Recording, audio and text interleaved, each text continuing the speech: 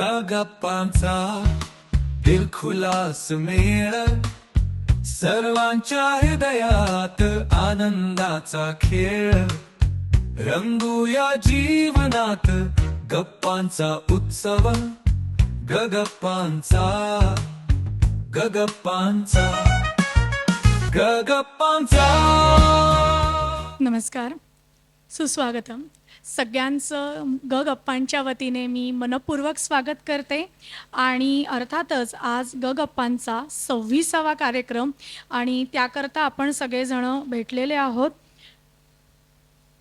गप्पांचा मनोवेधक कार्यक्रम, त्याला सगळ्यांचा आनंदानं आणि भरभरून मिळणारा प्रतिसाद आणि या सगळ्याच्या मुळाशी असणारं तुमचं आमच्यावरचं प्रेम हे सगळ्यात महत्त्वाचं. आजच्या आपल्या कार्यक्रमाचे प्रमुख पाहुणे आहेत ज्येष्ठ सतारवादक पंडित मारुती पाटील सर. त्यांचं सगळ्यांनी स्वागत करावं. नमस्कार. गप्पांच्या वतीनं मी तुमचं पुन्हा एकदा मनपूर्वक स्वागत करते सर. आज तुम्ही आमच्या कार्यक्रमात आला आहात, हा आमचाच सन्मान आहे. गप्पांचा कार्यक्रम हा जो मुख्य यांचे संस्थापक आहेत ते जितेंद्र वैद्य आणि त्यांना साथ देणारी आमची सर्व टीम गप्पांचा. आम्हाला हा कार्यक्रम उभा करण्याकरता वामनशंकर मराठे ज्वेलर्सचे श्रीयुत अभय मराठे यांचा पाठिंबा सततच मिळतो. त्यांच्याच पाठिंब्याने आम्हाला हॉलही उपलब्ध झालेला आहे आणि खरंच त्यांच्या पाठिंब्यामुळेच आज आम्ही ह्या एक सुंदर देखणा असा कार्यक्रम इथे इतका सातत्यानं करू शकतोय. त्याचप्रमाणे या कार्यक्रमाचं सहप्रायोजकत्व ज्यांनी स्वीकारलेलं आहे असे जाई काजळचे राजेश गाडगीळ सर, त्यांनीही आम्हाला खूप मोलाचं सहकार्य केलेलं आहे, अजूनही ते करत आहेत. त्यांचेही मनपूर्वक आभार. आणि प्रत्येक पाहुण्याला एक सुगंधित आठवण ज्यांच्याकडून दिली जाते असे देवीप्रसाद सोहनी मनस्विनी गृहउद्योगाचे, त्यांचेही आभार. आणि एक आगळी वेगळी भेट देऊन कार्यक्रम कायमस्वरूपी स्मरणात ठेवावा अशी इच्छा व्यक्त करणारे आमचे सुलेखनकार पिनाकिन रिसबूड, त्यांचेही मनपूर्वक आभार. त्याचप्रमाणे या हॉलमध्ये जे सगळे उपस्थित असतात आणि आमच्या वेळोवेळी अनेक मागण्या पूर्ण करतात, सुखसोयी आम्हाला ह्या कार्यक्रमाकरता लागणाऱ्या उपलब्ध करून देतात, त्यांचेही टीम गप्पांच्या वतीने मी मनपूर्वक आभार मानते. आणि आत्ताच कोणाचं नाव घ्यायचं राहून गेलं असेल तर त्यांचेही आभार मानते. आणि सगळ्यात महत्त्वाचे तुम्ही रसिक श्रोते, कारण तुम्ही असल्याशिवाय कार्यक्रम होणं हे शक्यच नाही. याच्यासाठी केला होता अट्टाहास असं म्हणत तुमच्यासाठीच हे सगळं सुरू आहे. तर ह्या सगळ्यामध्ये मी आता गप्पांचे संस्थापक जितेंद्र वैद्य यांना विनंती करते की त्यांनी आजचे प्रमुख पाहुणे मारुती पाटील सर यांना व्यासपीठावर घेऊन यावं. आणि ठाणेकर रसिक हे रसिक आहेत, त्याच्यामुळे त्यांनी टाळ्या वाजवायला काही हरकत नाहीये, नाही का?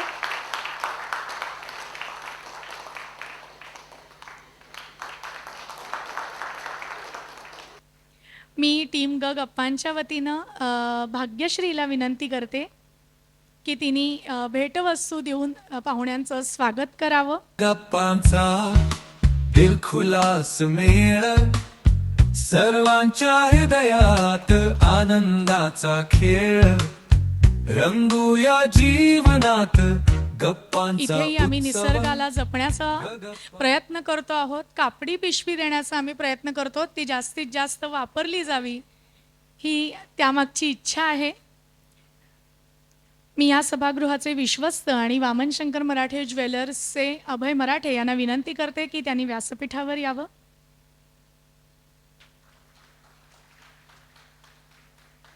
आज त्यांच्यावर अनोखी आणि वेगळी जबाबदारी आहे. नेहमी आमच्या पाठीशी उभे असणारे आज समोर आमच्या असणार आहेत. गप्पांचा दिलखुलास मेळ, सर्वांच्या हृदयात आनंदाचा खेळ. रंगूया जीवनात. मंडळी, ताल आणि सूर पक्का असला की कार्यक्रमाचा सूर नेमका गवसतो आणि तो गवसलेला सूर मनामनात रुजून राहतो. आणि म्हणूनच आज 26 कार्यक्रम करून सुद्धा आम्हाला आमचं मन काही भरलेलं वाटत नाही आहे, अजून करायची इच्छा आहे. तर अजून कार्यक्रम करण्यासाठी आणि कार्यक्रमाला आमच्या भेटवस्तू देणाऱ्या मंडळींचं कौतुक करण्यासाठी पुन्हा एकदा तुम्ही टाळ्या वाजवणारच आहात, कारण मी पिनाकिन रिसबूड यांना सांगणार आहे की त्यांनी जी फ्रेम करून आणलेली आहे विशेष त्यांच्या सर्व कौशल्याचा उपयोग करून ती त्यांनी आजच्या प्रमुख पाहुण्यांना द्यावी.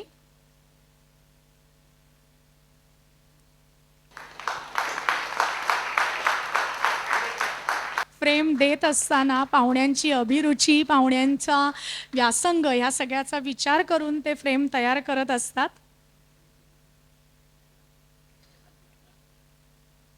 मी पुन्हा एकदा सर्व प्रायोजकांचे आभार मानते आणि टीम ग गप्पांचा अर्थात आमच्या सगळ्या मंडळींना आज अलभ्य लाभ आहे आणि मी परवानगी न घेता धनश्रीताईचं स्वागत करते. आमच्या कार्यक्रमाची मुहूर्तमेढ रोवणारी आज खूप आनंद झाला आहे ताई तुला इथे बघून, कारण पहिल्या फोनवर कार्यक्रमाचं नाव नसताना जी आली आणि खरंच जिने आशीर्वाद दिला असं मी आनंदाने म्हणतो अशी आमची धनश्रीताई. मी टीम ग गप्पांच्या सर्व मेंबर्सना विनंती करते की त्यांनी व्यासपीठावर फोटो करता यावं. मिलिंद कराडे, अमोद दांडेकर, मंगेश कोळी, रश्मी जोशी, मी स्वतः पूर्वा कर्वे बापट आणि अद्वैत मळेकर, भाग्यश्री कासार. गप्पांचा दिलखुलास मेळ, सर्वांच्या हृदयात आनंदाचा खेळ. रंगूया जीवनात गप्पांचा उत्सव, गप्पांचा गप्पांचा. आता आपल्याला कार्यक्रमाची सुरुवात करायची आहे. मी मगाशी म्हटलं तसं आमच्या कायम पाठीशी असणारे पण आज समोर असणारे असे अभय मराठे हे आज मुलाखत घेण्याची जबाबदारी त्यांनी स्वीकारलेली आहे. त्यांना मी व्यासपीठावर येण्याची विनंती करते. मंडळी, कार्यक्रमाची सुरुवात करून देताना धनश्रीताई दिसल्यावर खरंच खूप आनंद झाला, कारण तिला अनेक वेळेला आम्ही म्हणत होतो की ताई एका कार्यक्रमाला तरी ये, आम्हाला पुन्हा एकदा तुझ्या भेटायची इच्छा आहे. पण आज अनपेक्षितपणे श्रावण सर येऊन जशी एक छान तप्त धरणीला शांत करून जाते तसं ताईच्या येण्यामुळे वाटलेलं आहे. नेहमीप्रमाणे तिच्या प्रसन्नतेने आम्हाला आनंद झालेला आहे. आणि मारुती पाटील सरांचंही खरंच प्रत्येक जण आम्हाला इथे सहकार्य करतो आणि इथे येतो. खरंच आम्हाला खूप कृतकृत्य झाल्यासारखं वाटतं.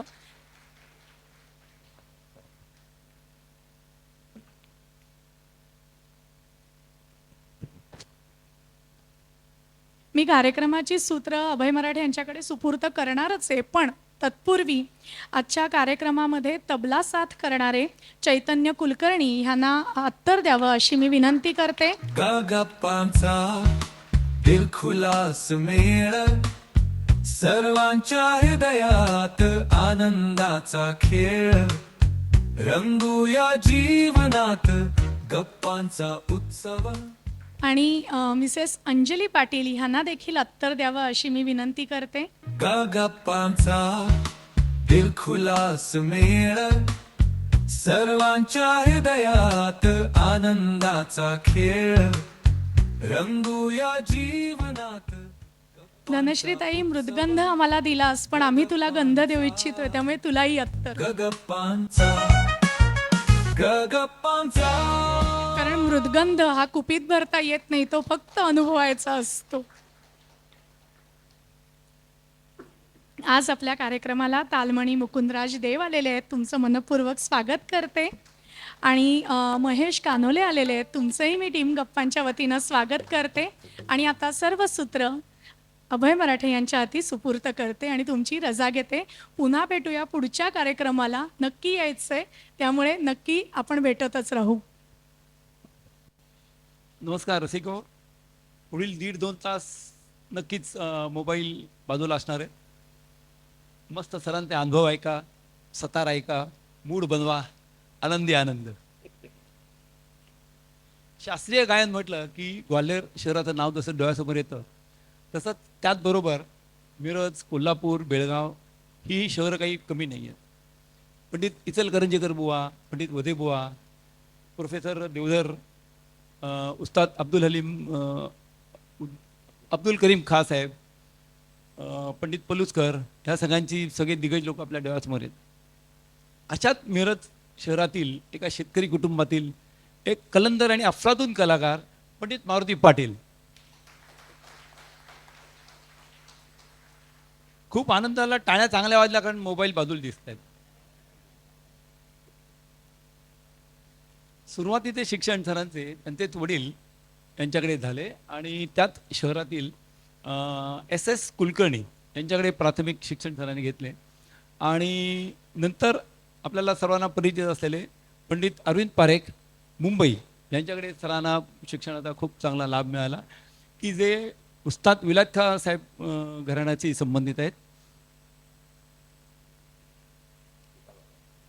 आणि नक्कीच विलायत खाँ साहेब म्हणजे आपल्याला सगळ्यांना माहिती आहे की इटावा घराण्याचे ते आहेत. कार्यक्रमाची सुरुवात आपण सतार वादनाने करणार आहोत. तबल्यावर आहेत चैतन्य कुलकर्णी. चैतन्य कुलकर्णी ते गुरु आज स्वतः इथे उपस्थित आहेत. पंडित मुकुंदराज देव, घाबरू नकोस, बिंदास वाजव. मला आठवत आहे आमच्या गुरुपौर्णिमेला मी तबला वाजवायचो. आमच्या गुरुपौर्णिमेला मारुती पाटलांची सतार होती. मी कधी त्यांना गुरुजी म्हणेन, कधी पाटील सर म्हणेन, कधी काही म्हणेन, कारण 1976 पासून आमची ओळख आहे. फक्त 48 वर्ष झाली. तर त्या गुरुपौर्णिमेच्या कार्यक्रमाला सरांनी चंपक सवारी वाजवायचं ठरवलं आणि गुरुनी खरी माझी शिक्षा घ्यायची ठरवली. त्यांनी सांगितलं की 7 तूर राहायचे आणि चंपक सवारी 9 मात्रांचा 11 मात्रांचा ठेका आहे. धिन तिरेकेट धी ना तू ना कत्ता त्रक धी ना धिन धी ना धिन. सर माझ्या समोर बसलेले आमचे. मी सरांकडे बघितलंच नाही अख्खे कार्यक्रम होईस्तोपर्यंत. हां, तेलवणे सर म्हणून ज्यांच्याकडे मी तबला शिकलो त्यांची गुरुपौर्णिमा होती. मी सरांकडे बघितलं पण नाही. तसं तू करू नकोस, मला माहिती आहे 2024 साल आहे, त्यामुळे गुरु आणि शिष्याचं नातं पण वेगवेगळं आहे. आता बदललेलं आहे. शिष्यांचा कॉन्फिडन्स जास्ती जाणवतो नेहमी. सो मी पाटील सरांना विनंती करतो की त्यांनी कार्यक्रमाची सुरुवात करा.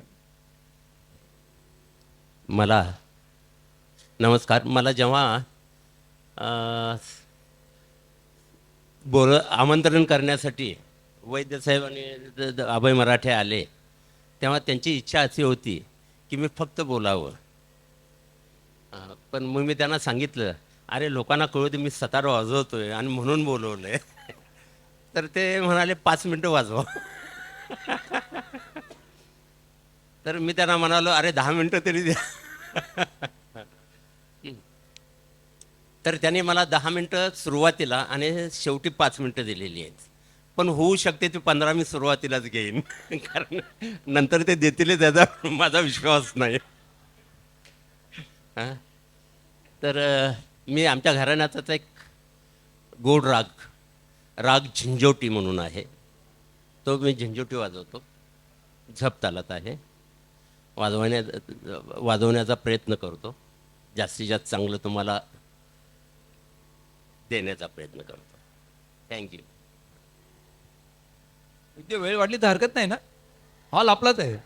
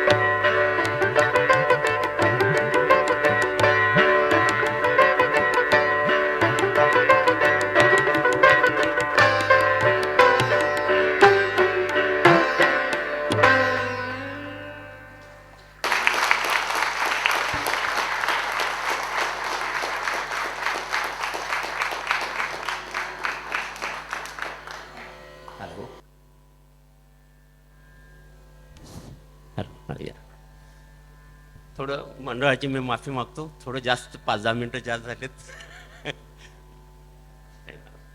मला आठवतंय बहुतेक जिंजोटीत राग होता आणि स्वित्झर्लंडला सरांचा कार्यक्रम होता, सिनियर सिटीजन लोकांसमोर होता आणि त्यांनी 1 तास आम्हाला दिलेला की 1 तास होता.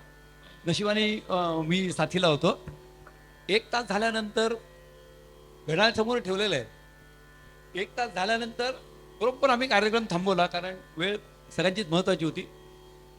टाळ्या थांबेनात, ह्याचा अर्थ त्यांना काहीतरी बोलायचं होतं.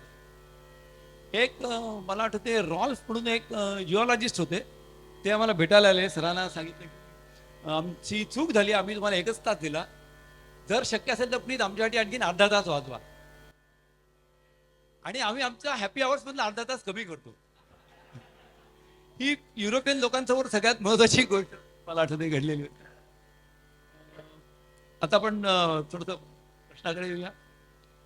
सताराच का तुम्ही निवडलीत आणि सतारा निवडल्यावर मग मुंबईच का?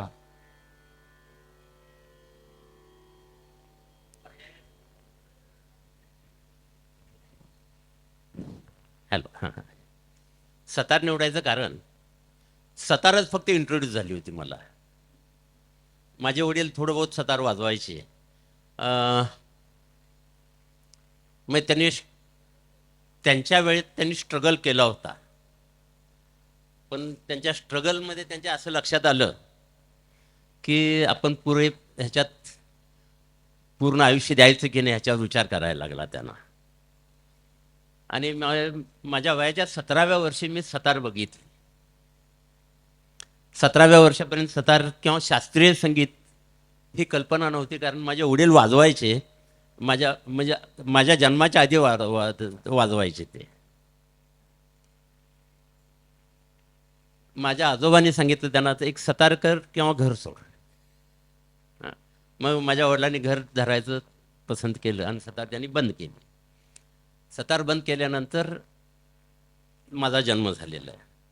त्यामुळे हे मला माहिती नव्हतं ते सतार वाजवायचे.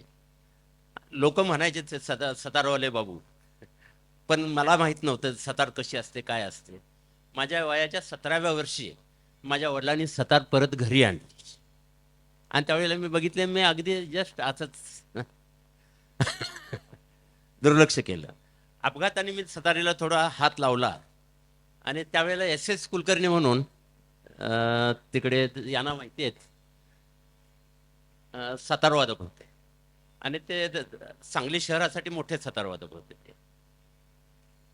तर ते एक शेतकरी मनुष्य सतार वाजवतो त्या इंटरेस्टने ते आमच्या घरी यायचे, म्हणजे माझ्या वडिलांच्याकडे ते यायचे. त्यांचे उद्देश 2-3 वाजता यायचे.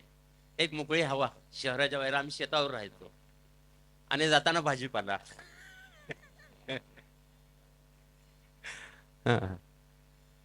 वैद्य साहेब सांगलीचेच आहेत बहुतेक.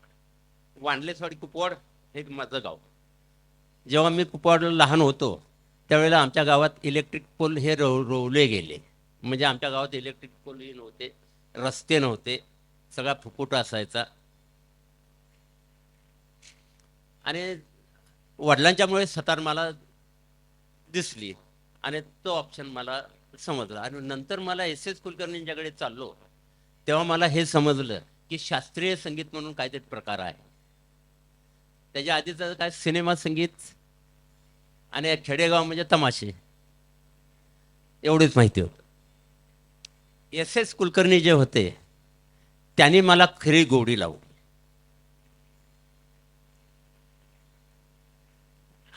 गंमत काय आहे की आमच्या गावी म्हणजे आमच्या घरी येणारे, स्कूटरवरून येणारे गावात एकटे ते होते आणि ते आमच्या घरी यायचे. आणि त्यांनी मला आवड अशी लावली की ते त्यांचं ऑफिस सुटलं, ते बालाजी मिल्स म्हणून आहेत त्याचे जनरल मॅनेजर होते. ऑफिस सुटलं की ते घरी यायचे, मला घ्यायचे, घरी न्यायचे, तिथे मला शिकवायचे, परत आणून सोडायचे. मग त्यांनी इतकी मेहनत घेतली. माझा इंटरेस्ट का झाला तर त्याच्या स्कूटरवर जाताना थोडं गाव माझ्याकडे बघायचं. अरे अरे याला कुठे घेऊन चालले. म्हणजे खरं मूळ कारण ते आहे की इतक्या इंटरेस्टने ते मला इंटरेस्ट काय, एक तर स्कूटरवरून जायचं, तिथे गेल्यावर कांदे पोहे खायचे आणि परत आणून त्यांच्याकडून एकदम मुंबई कुठे? एस एस कुलकर्णीने मला खूप त्याची आवड निर्माण करून दिली, सुरावटीची आवड निर्माण करून दिली. माझे वडील हे धारवाडच्या रेहमत खानचे शिष्य आणि मनोहर बरुवेंचा ऑर्केस्ट्रा ते सांभाळायचे व्हायोलिनवर. तर माझ्या वडिलांच्याकडे हिशोब वगैरे खूप होते आणि टेक्निक्स ते होते. पण एस एस यांच्याकडे कसं गोडवा द्यायचा कसा, मिठास कशी आली पाहिजे आणि स्वतःला इन्व्हॉल्व कसं करायचं, ह्या दोन गोष्टी तिथून त्यांनी मला सांगितलं. पुढे जसं माझ्या आजोबांनी माझ्या वडिलांच्या समोर पर्याय ठेवला, तसं माझ्या वडिलांनी माझ्या समोर पर्याय ठेवला.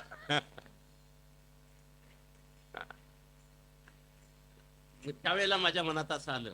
आणि त्याच्या आधी मी उस्ताद अब्दुल्ला जाफर खान, उस्ताद हिदायत खान, या लोकांना मी ऐकलं होतं, ह्या लोकांना मी ऐकलेलं होतं.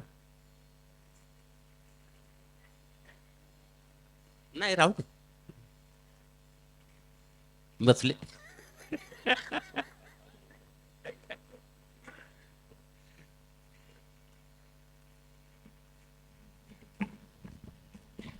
तर मला आवड निर्माण झाली होती आणि मग मला असं वाटायला लागलं, अच्छा तोच नाही,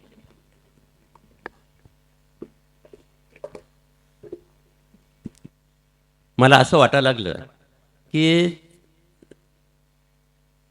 आमच्या घराचं वळण असं होतं, उत्तम शेती, मध्यम व्यापार आणि कनिष्ठ नोकरी.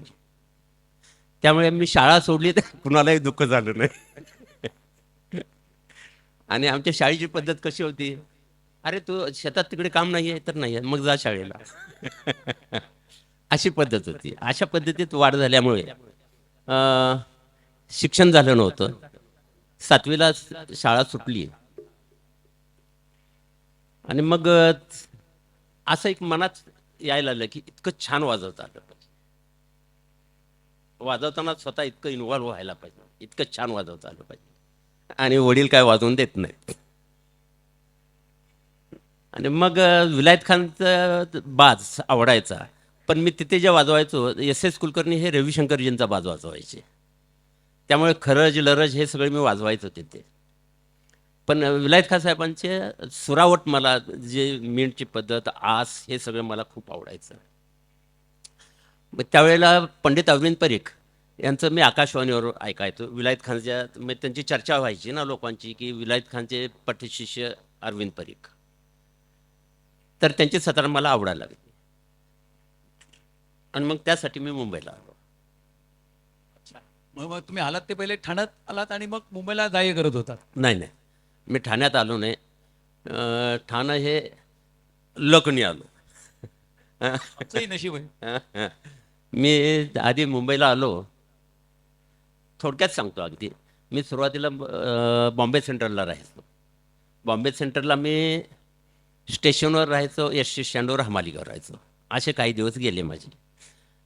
विशेष म्हणजे त्यावेळेला हे आमच्या गुरुजींना माहिती होतं, अरविंद परीखना मी सांगितलं होतं असं. तर मी त्यांच्याकडे ज्या दिवशी गेलो त्या दिवशी माझ्या पायात चप्पल नव्हती आणि माझे कपडेसुद्धा हमालीचे कपडे होते, हमाली असल्यागत एकदम. तर त्यांच्या घरातले लोक मला आत येऊन देत नव्हते, पण मी तिथे वाद घालत उभा होतो. तो वाद ऐकून गुरुजी दरवाजाला आले आणि मी त्यांना बघितल्यावर नमस्कार म्हटलं. हाँ क्या है क्या है? तो मुझे सितार सीखना है. हाँ हाँ सितार सीखना है. अच्छा अच्छा अंदर अच्छा. म्हणजे त्या माणसाचा मोठेपणा मनाचा. जाओ अंदर जा जाओ. आत गेल्यावर त्यांच्याकडे विठ्ठल म्हणून त्यावेळेला एक म्हणजे जे 5-6 माणसं होती त्यात विठ्ठल एक माणूस होता. विठ्ठल इसको साफ करके लेके आओ म्हणून ते सांगितलं.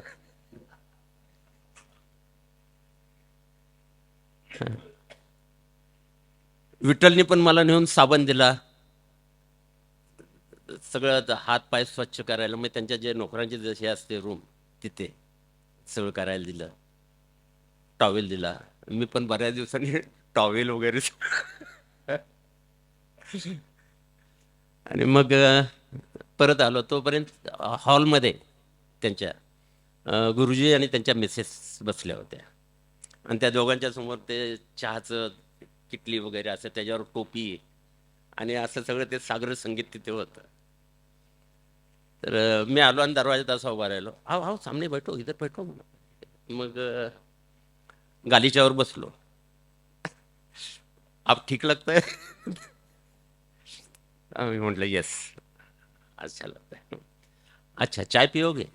तो म्हटलं नाही. कॉफी नाही. लिंबू सरबत तर नाही. कुछ तो लेना पड़ेगा, क्या लोगे वो बताओ. तो म्हटलं चाय चलेगी. मग त्यांनी चहा बनवला तिघांच्यासाठी. इधर आओ ले जाओ. मग मी परत चहा घेऊन तिथे जाऊन बसलो. अब और अच्छा लगता है? तो म्हटलं हाँ लगता है. अच्छा तुम बजाते हो थोड़ा बहुत? तो हाँ बजाता हूँ गुरुजी. तो त्यांच्या त्या हॉलला लागून एक रूम होती, त्या रूममध्ये सतारी होत्या सगळ्या. जाओ वहाँ से सितारे लेके आओ और मुझे बजा के दिखाओ. देखो मैं तुमको सिखाने वाला हूँ, सिर्फ मुझे ये सोचना है कि तुमको कैसे सिखाना है. मैं त्यांनी कॉन्फिडन्स दिला मला. मग मी जाऊन सतार घेऊन आलो, थोडी वाजवून दाखवली. म्हणजे एकच मिनिट घेतली. धवरून सा केल्यावर बस म्हणाले, आओ मैं सिखाऊंगा. क्या बात.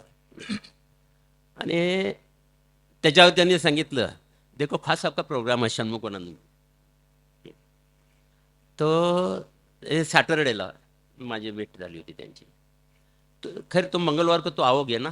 तो म्हटलं हाँ आपने बोला तो. हाँ नहीं मंगलवार को आना, मंगलवार और गुरुवार इधर आना क्लास के लिए.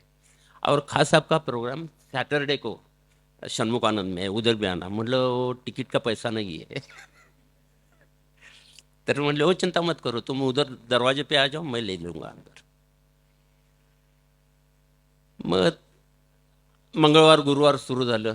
खासाहेबांचा तो पहिला मी अगदी असं समोर स्टेजवर बसून पहिला प्रोग्राम ऐकला त्यांचा. गुरुजींनी मला अगदी घेऊन नेऊन तिथे बसवलं. हा गुरुजींचा एक मोठा अनुभव. गुरुजींचा आमच्या गुरुजींची हे स्पेशल वैशिष्ट्य आहे की मानवता. त्या तारखेला खूप कमी होत चालली. खूप छान. त्याच्यानंतर मग तुम्ही ठाण्याला राहायला आलात आणि मग मंगळवार गुरुवार गुरुजींकडे जायला लागला. मग ठाण्याला मी कसं आलो तर गुरुजींचा प्रोग्राम ठाण्यात होता, मनसुबा बिल्डिंगमध्ये. मनसुबा म्हणे तिथे जोशी म्हणून होते, त्यांच्याकडे प्रोग्राम होता आणि त्या प्रोग्रामला मी गुरुजींच्या बरोबर आलो होतो. तर जोशीबाई हां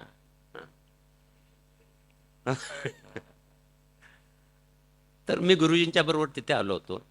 त्यावेळेला रवी पेंडसे म्हणजे वैद्यवकारवाले पेंडसे आहेत ना, त्यांचे वडील म्हणजे रवी पेंडसे हे माझे स्टुडंट सुरुवातीचे इथले आणि स्टुडंटपेक्षा मित्र मोठे. तर यशवंत पेंडसेने आमच्या गुरुजींना विचारलं की इथे सतार शिकवायला कोण नाही, कुणाला पाठवाल का तुम्ही. तर मला गुरुजी म्हणले अरे मारुती तुमको मराठी आता है ना. म्हटलं हां तो आ जाओ तुम्ही इधर.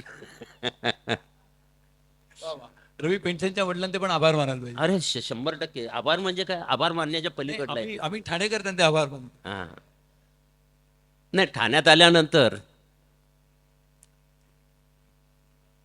पेंडसे फॅमिली, मराठे फॅमिली यांच्यातले लोक माझ्याकडे स्टुडंट म्हणून आले, पण ते स्टुडंटगिरी ही वेगळी आहे थोडीशी. मित्र म्हणून खूप त्यांनी मला सपोर्ट केला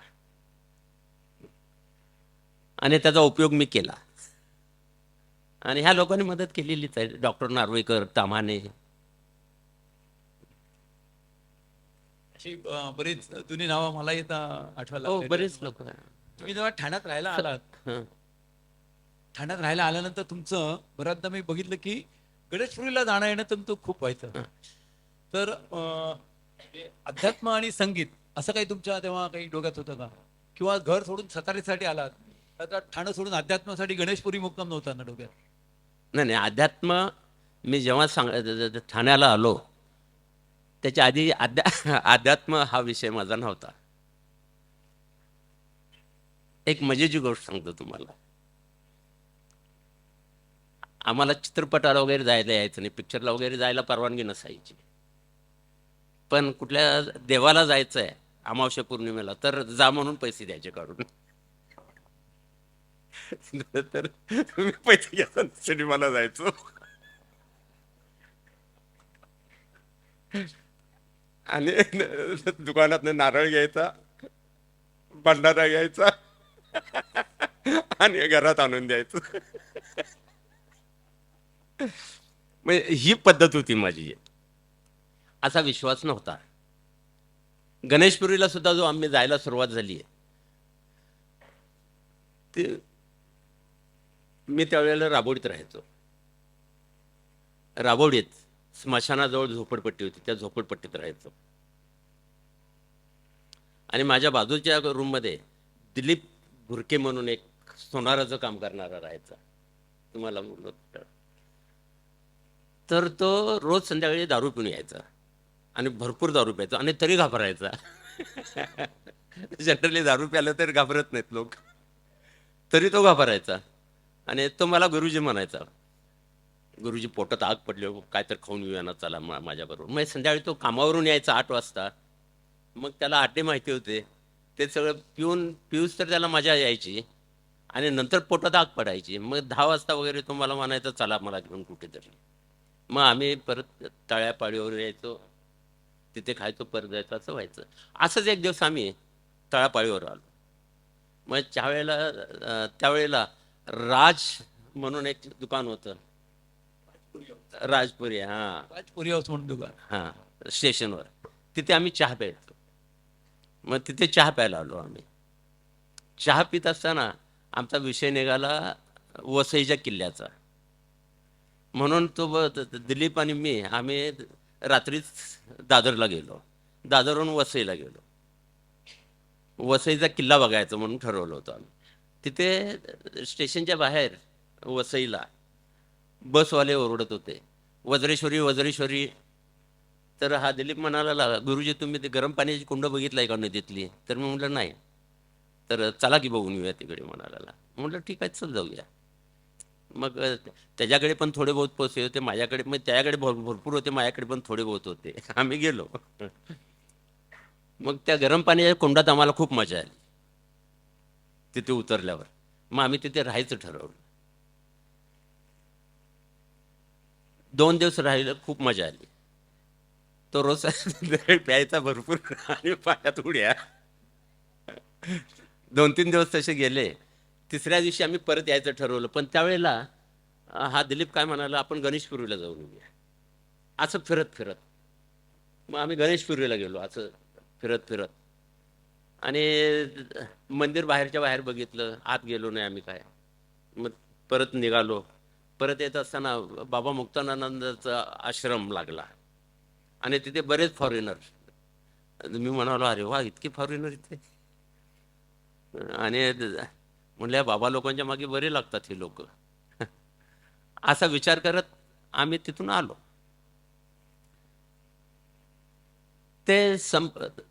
ते प्रकार तिथे संपून आम्ही परत ठाण्याला आलो आणि परत रुटीनला सुरू झालो. पण तिथे गरम पाण्यात आंघोळ केल्यामुळे मला आल्यावर हातात खूप फरक जाणवायला लागला, वादनात खूप फरक पडला. म्हणजे खूप फ्री वाटायला लागला हात, आणि जी मनात इच्छा असेल ती वाजायला गेलं. तर मी विचार करायला लागलो, म्हटलं चला हे कसं काय झालं असेल. तर त्या दिलीपला म्हटलं, दिलीप म्हणाला तिथे आंघोळ केल्यावर बरं वाटतं गुरुजी. मग हा अनुभव डोकीत राहिला तसा. मग माझ्या मनात आलेलं, आपण चिल्ला करूया. चिल्ला म्हणून म्हणजे 40 दिवस रोज 6 तास 8 तास 10 तास वाजवणं. तर त्या चिल्ल्यासाठी म्हटलं आपण गणेशपुरीला जाऊया, तिथे चिल्ला चांगला होईल. आणि मग काही दिवसांनी मी चिल्ल्यासाठी तिकडे गेलो. तर गेलो त्या दिवशी माझ्या मनात असं आलं, मग उगीच असं आलं की त्या आश्रमात जाऊन बघायला पाहिजे त्या बाबाचं. आपण तिथे वाजवायला मिळालं तर बघायला पाहिजे. एका वेळेला त्या बाबांच्या पाठीमागे बरेच फॉरेनर आहेत, आपल्या पाठीमागे पण एक दोन लागले तर ठाण्यात मजा आहे. मग मी तिकडे मुक्तानंद बाबांच्या आश्रमात मी गेलो आणि तिथे नित्यानंद बाबांच्या प्रतिमेजवळ एक साधू उभे होते, बकवे संन्यासी. त्यांना म्हटलं नमस्कार. नमस्कार म्हटलं, इथे सतार वाजवायला मिळेल का? सेवा करायची. तर नाही म्हटलं, सतार वाजवायची. मग ते सेवा करायची ना, तर म्हटलं नाही, सतार वाजवायची आहे. नाही, तुम्ही त्याचे पैसे मागणार आहात का? म्हटलं नाही. मग त्याला सेवा म्हणायची म्हणाला. मग म्हणाले, तुम्ही अशा ठिकाणावरून तिकडे जा, तिथे बागवे म्हणून बसलेत, ते बाबांचे सिक्रेटरी आहेत, त्यांना विचारा. मग मी बागवेंच्याकडे गेलो आणि त्यांनी मला सांगितलं, त्या संन्याशाने, की सेवा म्हणून सांगा, वाजवणार आहे म्हणून सांगू नका.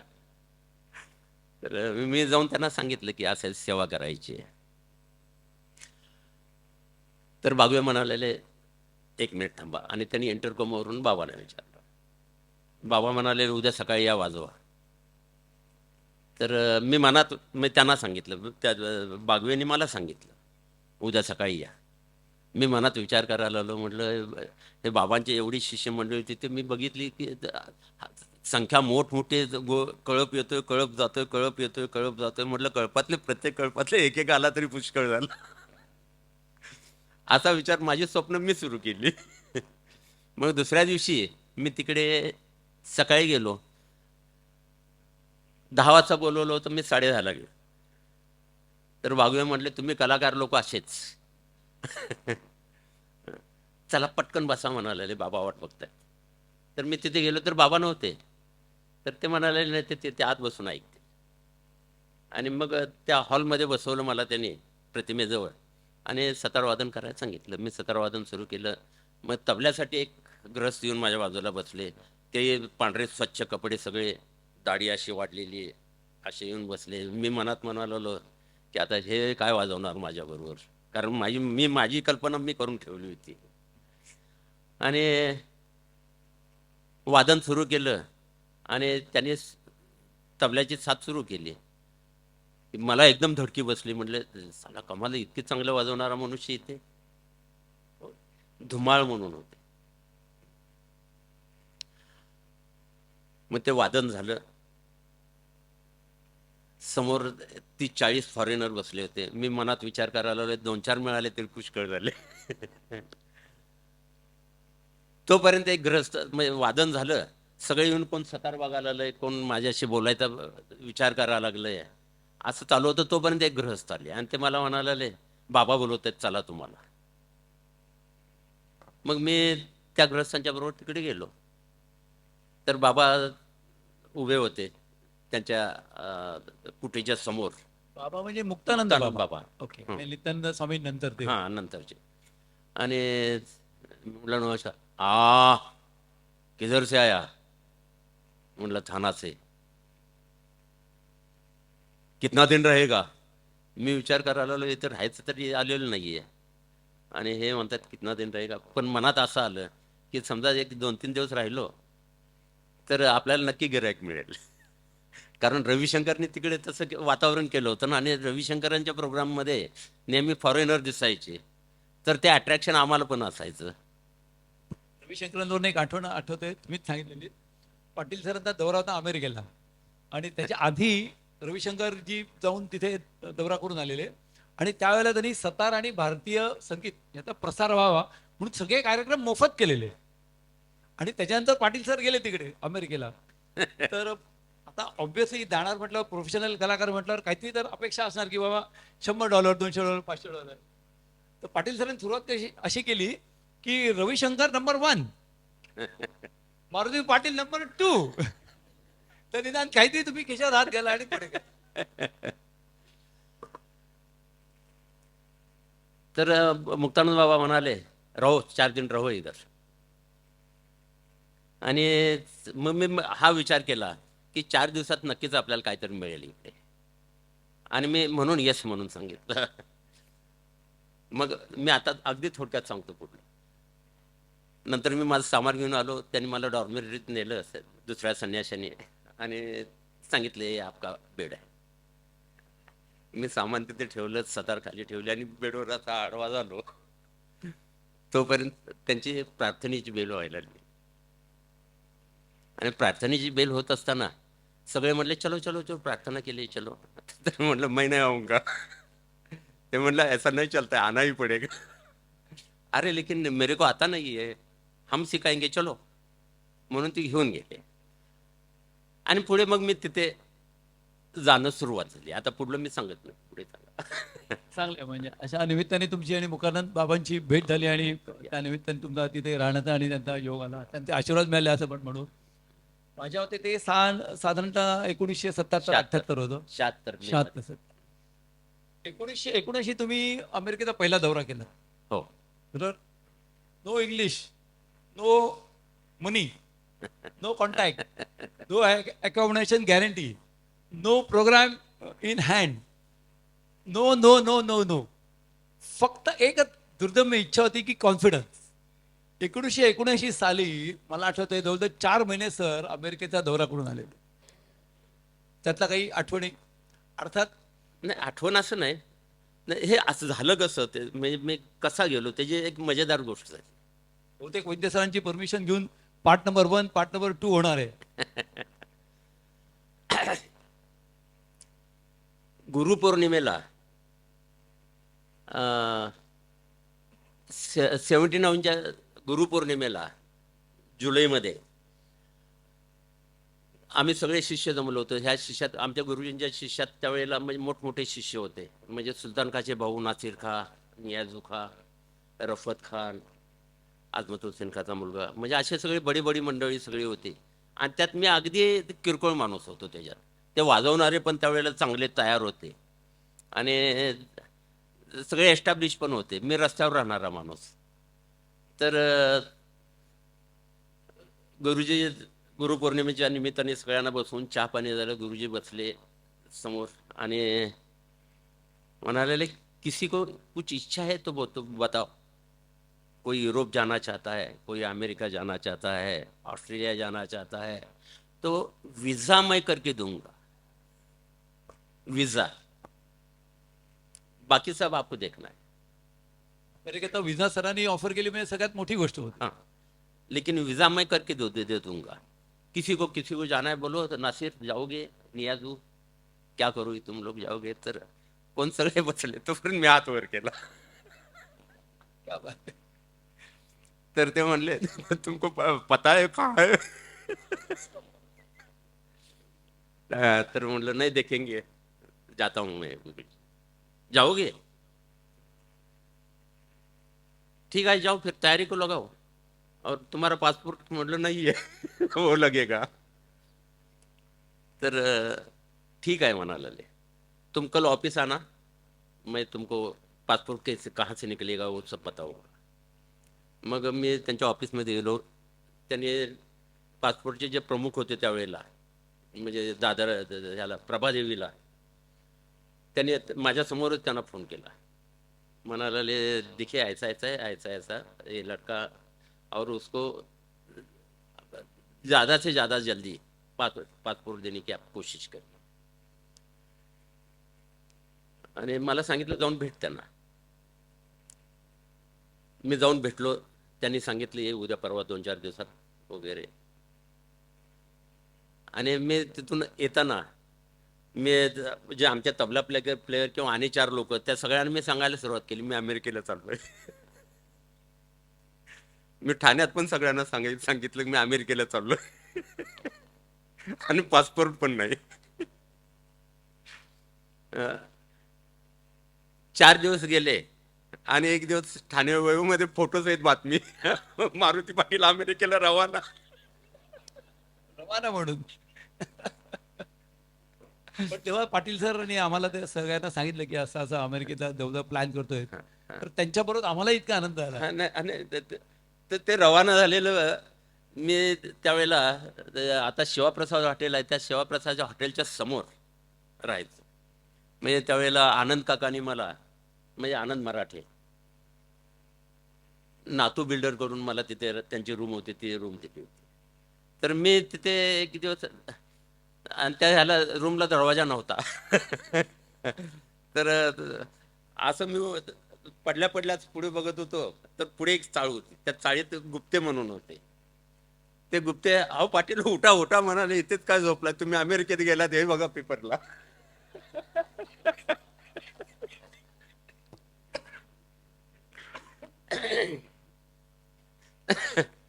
तर अरेच्छा म्हटलं असं कसं झालंय. मग मी ते पेपर घेतला आणि मी ते तडक ह्यांच्याकडे गेलो, पासपोर्ट ऑफिसकडे. आणि त्या ऑफिसरना सांगितलं, साहेब बघा असं असं झालेलं आहे, आता पासपोर्ट माझा लवकर करा. तर त्याने एका जजला फोन केला आणि त्या जजनं सांगितलं की ह्यांना तुम्ही सर्टिफाय करून द्या, हे म्हणतील ती जन्मतारीख. त्यांनी सर्टिफाय करून दिलं. त्याने मरीन लाईन्सला IB ऑफिस आहे, IB ऑफिसला ऑफिसचा माणूस पाठवला माझ्याबरोबर. तिथे चौथ्या दिवशी माझा पासपोर्ट आला तिथे त्यावेळेला. मग ह्याच्यासाठी ॲप्लिकेशन केलं विजासाठी, तर ते रिजेक्शन आलं. रिजेक्शन आलं म्हणजे रिजेक्शन आलं नाही, पासपोर्ट ठेवून घेतला पण मला तसंच पाठवलं. मग गुरुजींना मी सांगितलं तसं. तर गुरुजी म्हणाले ऐसा करो, कल सुबह 9 बजे आ जाओ घर पे. मग दुसऱ्या दिवशी सकाळी मी गुरुजींच्याकडे घरी गेलो. गुरुजींनी मला सांगितलं ते काय बोलणार आहे हिंदीत, की हा जर अमेरिकेला जाऊन फिरून आला तर ह्याच्या आयुष्यात फरक पडू शकतो असं मला खात्री आहे, म्हणून मी याला अमेरिकेला पाठवतोय आणि ह्याची कुठलीही जबाबदारी सगळी मी घेतो आणि माझी कंपनी घेते. आणि ते अरविंद पारिखाने आपल्याला लेटर पण दिलेलं त्यावेळेस. हो, लेटर देते. कारण अरविंद पारिख म्हणजे सर्वांना माहिती असेल की लिमूर म्हणून जी सगळ्यात मोठी कंपनी आहे त्याचे ते मॅनेजिंग डायरेक्टर होते. ते आणि लेटर हेडवर काम होऊ शकलं. आणि ITC TCIचे ते संचालक. तर मग त्यांनी अमेरिकन एम्बॅसीत फोन केला की माझ्यासमोरच सकाळी 9 वाजता, आणि सांगितलं की असं असं इंग्लिशमध्ये त्यांनी त्यांना समजावून सांगितलं. आणि मला म्हणालेले चल माझ्याबरोबर ऑफिसला, ऑफिसमधला माणूस तुला घेऊन जाईल. मग ऑफिसचा माणूस माझ्याबरोबर आला, त्यांनी विजा करून दिला. मी तिकीट होतच गुरुजींनीच दिलं, तिकीट घेतलं आणि मी निघालो. म्हटलं मी आजच जातो. तर ते म्हटलं अरे पागल हो गए,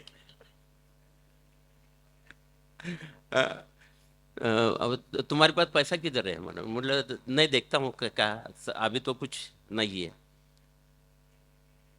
तर ते म्हणाले ऐसा करो, $500 मिलते, वो $500 तुम ले लो और उधर ही किसी को पूछो डॉलर चाहिए क्या,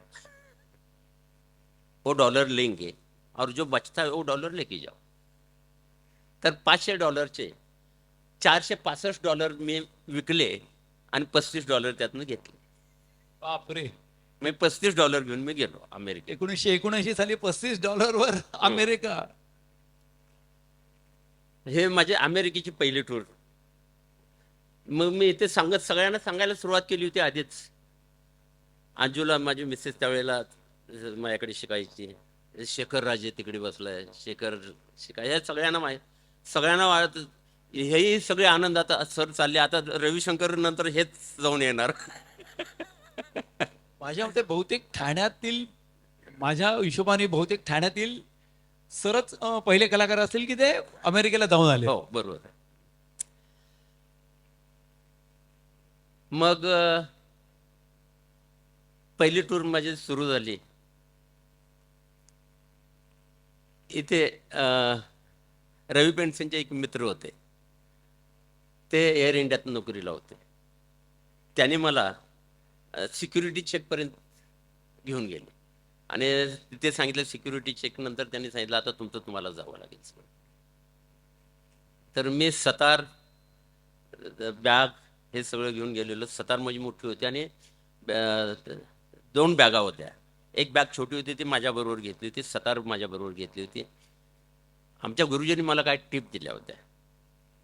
सगळ्यात पहिली टिप अशी होती, घाबरायचं नाही. तुला प्रॉब्लेम खूप मोठा आला की जाऊन ट्रॅफिक जाम करून उभं राहा.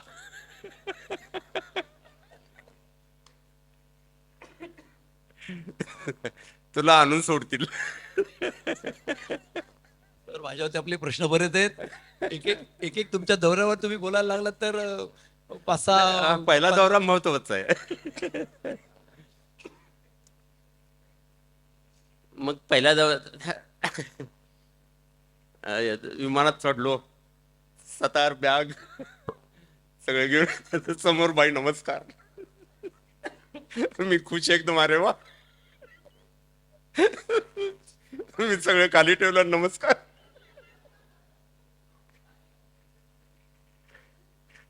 पाठीमागे होता तो आगीच्या. मग त्यांनी आमच्या गुरुजींनी माझी अरेंजमेंट केली होती की एक्झिट, इमर्जन्सी एक्झिटचा दरवाजा जिथे असतो लेग स्पेस जास्ती असते हां, पुढे हां, तुम्ही हां, स्वतःला तिथे बसायची व्यवस्था केली होती त्यांनी. आणि त्यांनी मला हे सांगितलं होतं, काय त्रास झाला की त्यांना सांगायचं मला वॉमिटिंग येते, मी झोपतो.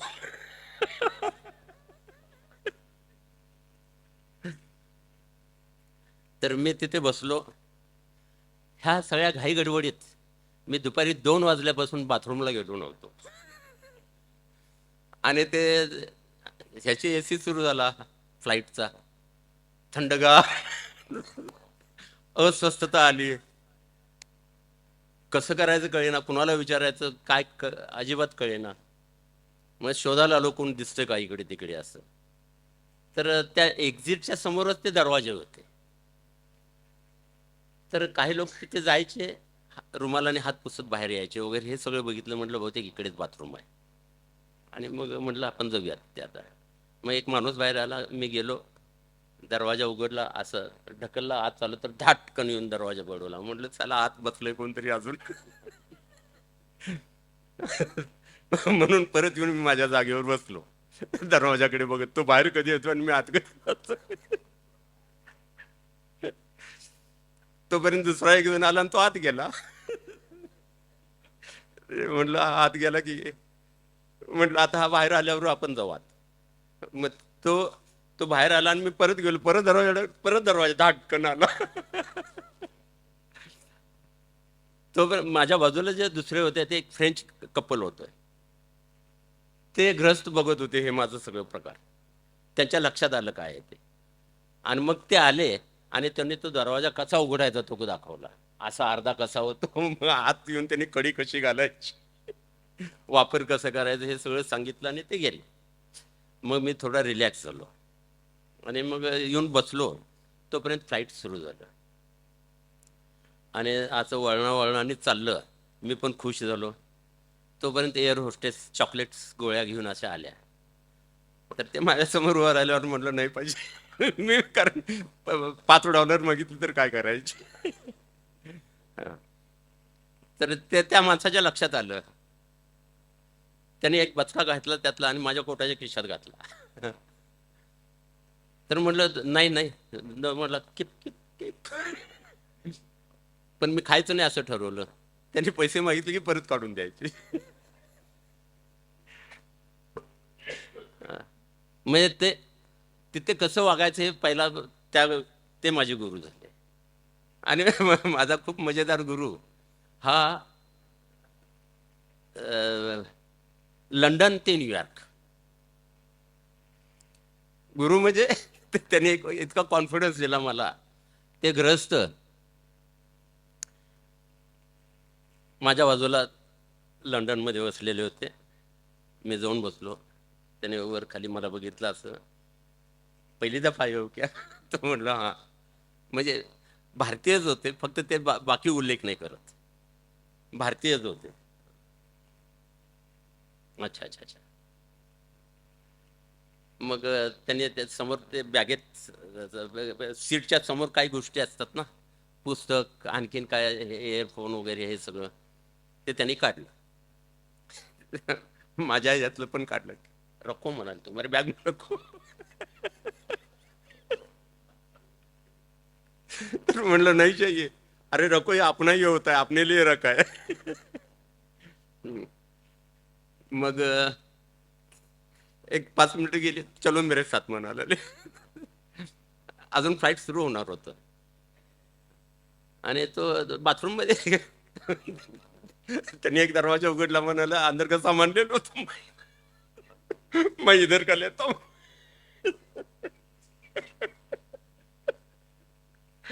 तो म्हणला अरे ये अपना ही ये रखा है, ये अपना ही है ये. मग त्याने अशी भीड चेपून टाकली माझी. म्हणजे जे विमानाची भीती किंवा त्याचं काय म्हणायचं स्पेशलायझेशन काय असेल ते त्याने एकदम नॉर्मल करून टाकलं मला. म्हणजे पहिल्या दौऱ्यात तुम्हाला सगळेच अनुभव आले. अरे एक आणि Very good. एक अनुभव सांगतो आणि बस करतो. मला न्यूयॉर्क एअरपोर्टवर इमिग्रेशन ऑफिसरने अडवलं आणि मला इंग्लिश येत नव्हतं अजिबातच. तर एअर इंडियाच्या माणसाला बोलवलं. एअर इंडियाचा माणूस आला, तो असा उभा राहिला आणि तो प्रश्न जे ते प्रश्न विचारेल ते सांगायचं. मग मी तो ट्रान्सफर करून त्यांना सांगायचा. त्यांनी त्याला सांगितलं, ऑफिसरने ह्या एअर इंडियावाल्याला सांगितलं की ह्याच्याकडे फक्त $35 आहेत, हा इथून न्यूयॉर्कमध्ये सुद्धा जाऊ शकत नाही. तर ह्याचा कोण होस्ट आहे तो आल्याशिवाय ह्याला बाहेर सोडायचं नाही. ही जबाबदारी तू घेतोयस का, आणि तू घ्यावीच असं मला वाटतं. तर तो म्हटलं ठीक आहे. त्याने ती जबाबदारी घेतली आणि बाहेर आलो आम्ही त्या ह्याच्यातून. बाहेर आल्यावर थोडं अंतर असं दरवाजाच्या पुढे गेलो आणि त्या गृहस्थाने मला सांगितलं, अभी सोचो मत, ये अमेरिका तुम्हारी है, जाओ किधर जा, वापिस नाही जाना. म्हणजे असे टप्प्याटप्प्यावर तुम्हाला माणसं मिळत गेली. हा, टप्प्याटप्प्याला आणि माणसं. तुम्ही शिकत गेलात ऑब्व्हियसली. बहुतेक त्याच्यानंतर 1982 साली तुमचा हाँगकाँग, सिंगापूर आणि बँकॉक दौरा झाला. अमेरिकेत नंतर पहिला 1.25 महिना प्रोग्राम झाला नाही, पण 1.25 महिन्यानंतर पुढल्या 2.5-3 महिन्यात 22 प्रोग्राम केले मी. आणि 22 प्रोग्राम हे कसे केले, न्यूयॉर्क ते लॉस एंजलिस, टेक्सास ते इकडे मिनिसोटा,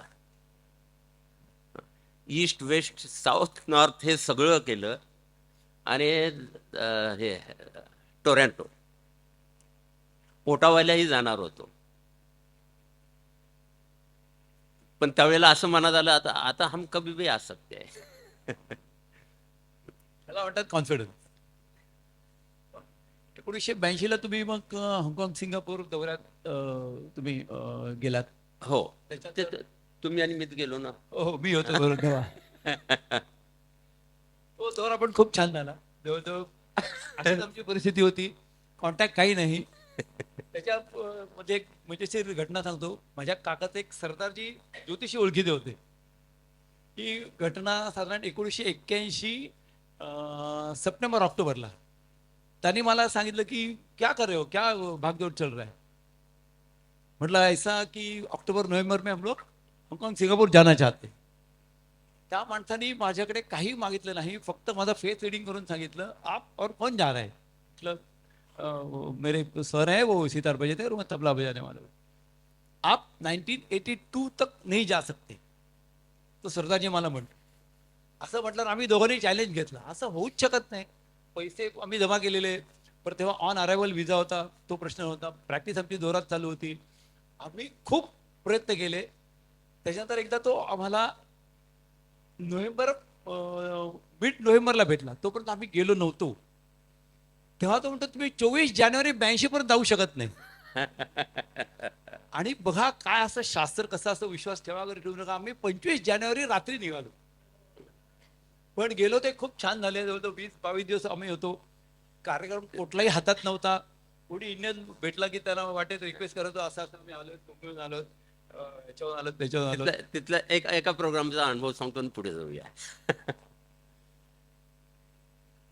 तिथे कुठली mention Chungking mention, Chungking हाँगकाँगला mention. Chungking mention म्हणून तर कोणी गेलं असेल तर हे माहिती. हा तिथे सर्व इंडियन उतर. हा इंडियन उतरतात तिथे. आणि त्याच्या बाजूला दुसऱ्या 2-3 बिल्डिंग आहेत, त्याचे मॉल आहेत मोठे मोठे. आणि त्या मॉलमध्ये बहुतेक एशियन लोक आणि सिंधी लोक ह्यांचा खूप वावर आहे. तर एका सिंधी ग्रुपने आमचा प्रोग्राम ठेवला. स्टेज वगैरे असंच बनवलं मस्तपैकी, आणि टेबल ठेवले असे गोल गोल टेबल, असं बरंच मोठं हे केलं. आणि मग आम्हाला सांगितलं की इधर प्रोग्राम आहे आप लोगों का. आणि मग आम्ही वाजवायला बसलो.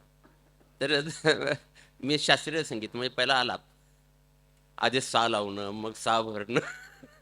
मी हे सुरू केलं. 2-3 मिनटं गेली, 5 मिनटं गेली. 5 मिनिटांनी एक जण कानात आला, एक जण आला आणि मला कानात म्हणाला, अरे शुरू करू ना. म्हटलं शुरू किया है. मग तो थोडा परत गेला. तोपर्यंत मी जोडला सुरुवात केली. मग लय सुरू झाली थोडी. परत आला. तो म्हणाला, ए तबलेवाला क्यों बैठा है इधर ऐसा ही.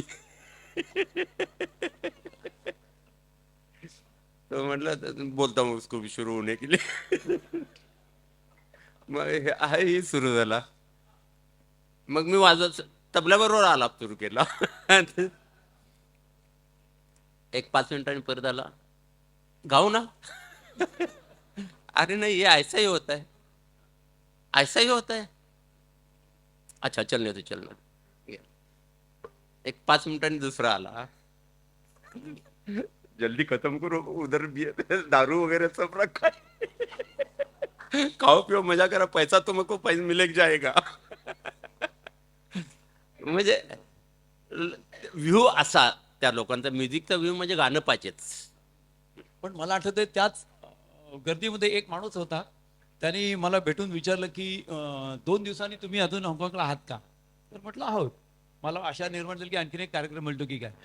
तो म्हटला मी तिथल्या आकाशवाणी रेडिओशी संबंधित आहे, आणि तुमची एक 15 मिनिटाची मुलाखत आणि एक 5 मिनिटं वादन असं तुम्ही करू शकाल का. तर आम्हाला खूप आनंद होईल. आम्हाला खूप आनंद झाला त्याचा. आम्ही दुसऱ्या वर्षी त्याच्याकडे गेलो. सगळं रेकॉर्ड लाईव्ह मुलाखत होती, आणि जवळजवळ 10 मिनिटं सर बोलले, 2-3 मिनिटं मी बोललो, आणि 5 ते 7 मिनिटं आम्हाला वादनाचा आनंद मिळाला. हाँगकाँग रेडिओवर 1982 साली आमचा कार्यक्रम झाले. मला वाटतं बराच वेळ जरा टाळ्या येऊ देत जरा एकदा जरा. सरांचं वादन आणि नाव, आणि इथेही दौरे होत होते खूप, सरांचं नाव होत होतं, सरांना शिष्य खूप मिळत होते, सरांचे कार्यक्रम खूप चांगले होते, रियाज जोरदार चालू होता. मला आठवते जवळजवळ सदाशिव पवार आपल्याकडे यायचे तेव्हा सदाशिव पवार हे अब्दुल हलीम जाफर खान साहेबांबरोबर जवळजवळ 25 ते 30 वर्ष संबंधित होते. त्यावेळेला त्यांनी सांगितलं की सर तुम्ही असं जर रियाज चालू ठेवला तर खूप छान आहे, व्हेरी व्हेरी प्रॉस्परस मला तुमचं सगळं लाईफ दिसेल. सदाशिव पवारांचा आम्हाला खूप संवाद लाभला. खूप मोठं व्यक्तिमत्व होतं. पण असं असताना एक शिष्य मला आठवतंय सरांचा होता की ज्यांनी सरांना ऑफर केली की तो होता ज्यू. हा नाही, ते नंतर झालं. हा 93 मध्ये झालं ते. हा, तर त्यांनी असं सरांना ऑफर केली की सर मी ज्यू आहे, पण मी इथे काही दिवसच आलोय, मी असतो इस्रायलला, तर तुमच्या तारखा सांगा, हे तुमचं तिकीट, आणि तुम्ही माझ्यासाठी इस्रायलला या. नाही, ते कसं झालं होतं. म्हणजे तो माणूस पण व्हिम्जिकल नाही, तो त्याच्या मनासारखा जगणारा मनुष्य, तिथला पैसेवाला मनुष्य, बिल्डर टाईप. तिथे त्याला सदारीचा शौक खूप. आणि तो अमेरिकन ब्लूज म्हणून एक गाण्याचा प्रकार आहे. ते अमेरिकन ब्लूज त्याचे प्रोग्राम तो करायचा, आता पण करतो तो. त्याच्यात कसं असतं, गिटार चाललेली असते, इकडे हार्मोनिका, असं गाणं, असं गिटार अशी, आणि नाचत नाचत केस उडवत गातात ते. तर त्याचा तो चांगला वेल एस्टॅब्लिश आर्टिस्ट. तर तो स्वतः शिकायचा आणि तो माझ्याकडे सतार शिकायला सुरुवात झाली. तो सुरुवातीला जेव्हा आमच्याकडे आला तेव्हा आम्हाला विशेष काय वाटलं नाही. एका प्रोग्रामला तो माझ्याबरोबर, म्हणजे तो इथे माझ्याकडे राहून शिकायचा. एका कार्यक्रमासाठी आम्ही बडोद्याला गेलो होतो आणि बडोद्याला वेलकम हॉटेल म्हणून त्या हॉटेलमध्ये कार्यक्रम होता आणि तिथे इतर लोकांचे पण कार्यक्रम झाले आणि त्यात माझा कार्यक्रम त्याला खूप आवडला आणि तो म्हणाला असं खाली बसून असं करायचा सारखा. त्याची स्टाईल होती. तर तिथे अंजू पण होती बरोबर. तर अंजूला तो म्हणाला, see Anjali, you are my sister. मग त्यांनी सांगितलं त्याला समजावून की माझी विश आहे की ह्याला तिकडे घेऊन जायची. हा इथे किती कमवतो. तर अंजूने थोडं मिळवत असेल 5,000, पण त्यानं इज्जत कशाला घालवायची म्हणून सांगितले 15,000. तर तो तिला म्हणाला, ह्याला मी महिन्याला 30,000 रुपये देईन तुला घरपोच, आणि ह्याच्या जाण्या येण्याचा खर्च, तिथे राहण्याचा खर्च, एव्हरीथिंग मी खर्च करेन, आलेले सगळे पैसे तू घेऊन ये. आणि हा माझ्या आयुष्यात, आमच्या आयुष्यात टर्न जो आहे तो हा टर्न आहे. त्याच्या आधीच अनुभव होते, पण फायनान्शियल एस्टॅब्लिशमेंट जी आमची सुरुवात झाली तिथे यू ऑफ सादी म्हणून जो तो विद्यार्थी आहे यू ऑफ, तो एकदम म्युझिकल, म्हणजे तो आता सुद्धा येतो मध्ये मध्ये. तर त्या पहिल्या ट्रिपमध्ये मी 5.5 लाख रुपये आणले त्यावेळेला, आणि नंतर 7 वेळेला मी इस्रायलला गेलो आणि तिथूनच मला युरोपचे पण कनेक्शन्स मिळाले. एक मजा म्हणून सांगतो. मी जेव्हा जेरुसलेमला गेलो, तेल अविवला, तर विमानातून उतरलो, खाली गेलो, तिथे खूप सिक्युरिटी, खूप चेक तिथे जोरात असते. तर त्यांनी पैसे किती आहेत ते विचारले, तर $15.